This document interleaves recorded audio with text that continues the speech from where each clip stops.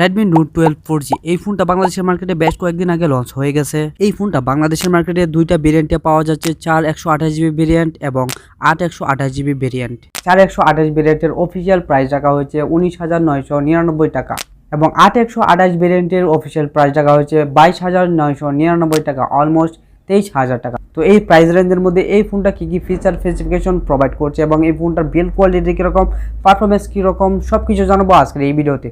Hello বন্ধুরা, আমি হিমেল আর আপনারা এখন দেখছেন হিমটেক ইউটিউব চ্যানেল। যারা এখন পর্যন্ত এই চ্যানেলটাকে সাবস্ক্রাইব করেনি, please hit the subscribe button.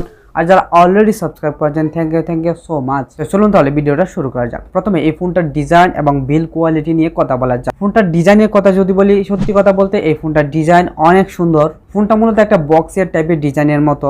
ফোনটির ব্যাক সাইড এবং ফ্রেম প্লাস্টিক বিল্ডের এবং এই ফোনটার ব্যাক সাইডে থাকছে তিনটা ক্যামেরা এবং একটি ফ্ল্যাশ লাইট এবং নিচের দিকে থাকছে রেডমির একটা ব্র্যান্ডিং।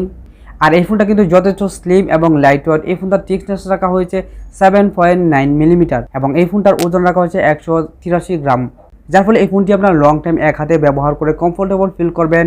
এই ফোনটি খুবই হ্যান্ডি একটা ফোন। পোর্টস অ্যান্ড বাটন হিসেবে রেগুলার সব ধরনের পোর্টস অ্যান্ড বাটন এই ফোনটিতে রয়েছে, যেমন 3.5mm হেডফোন জ্যাক এবং USB type C port, speaker এবং পাওয়ার বাটন এবং একটি মেমোরি কার্ড স্লট পেয়ে যাবেন। এবং এই ফোনটিতে আপনার দুইটা ন্যানো সিম কার্ড ইউজ করতে পারবেন এবং সাইড মাউন্টেড ফিঙ্গারপ্রিন্ট রয়েছে, যেটা আপনারা খুবই ফাস্ট এবং একুরেট পাবেন। ফোনটির ফ্রন্টে থাকছে ফুল ভিউ ডিসপ্লে, যার উপরের অংশে 5 হোল ফ্রন্ট ক্যামেরা। ফ্রন্ট ক্যামেরার 5 হোলটা খুবই ছোটো রাখা হয়েছে, যার ফলে দেখতেও অনেকটা সুন্দর লাগে।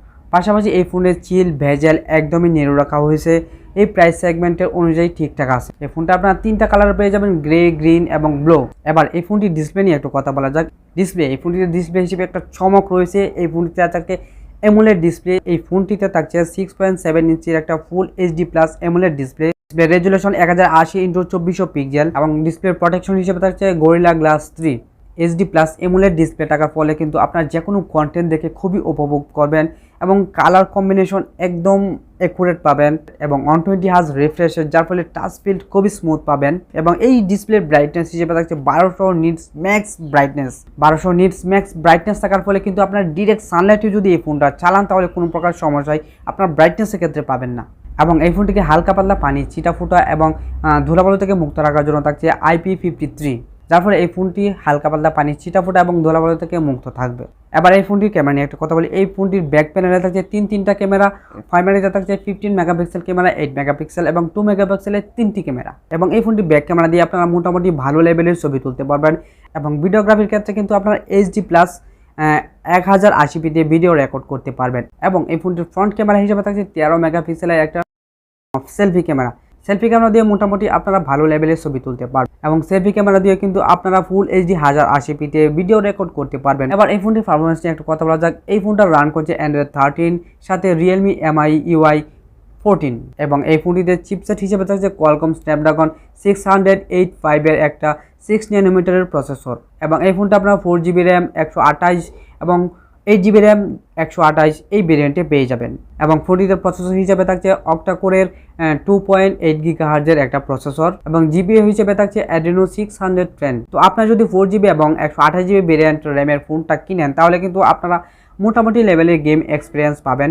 এই হাই লেভেলের কোনো প্রকার গেম এক্সপিরিয়েন্স এই ফোনটা দিয়ে আপনারা আশা করতে পারবেন না, যেহেতু 4GB র্যাম। এবং আর আপনারা যদি 8GB এবং 128GB র্যাম ভেরিয়েন্টের এই ফোনটা কিনেন, তাহলে কিন্তু মোটামুটি লেভেলের আপনারা গেম এক্সপিরিয়েন্স পাবেন।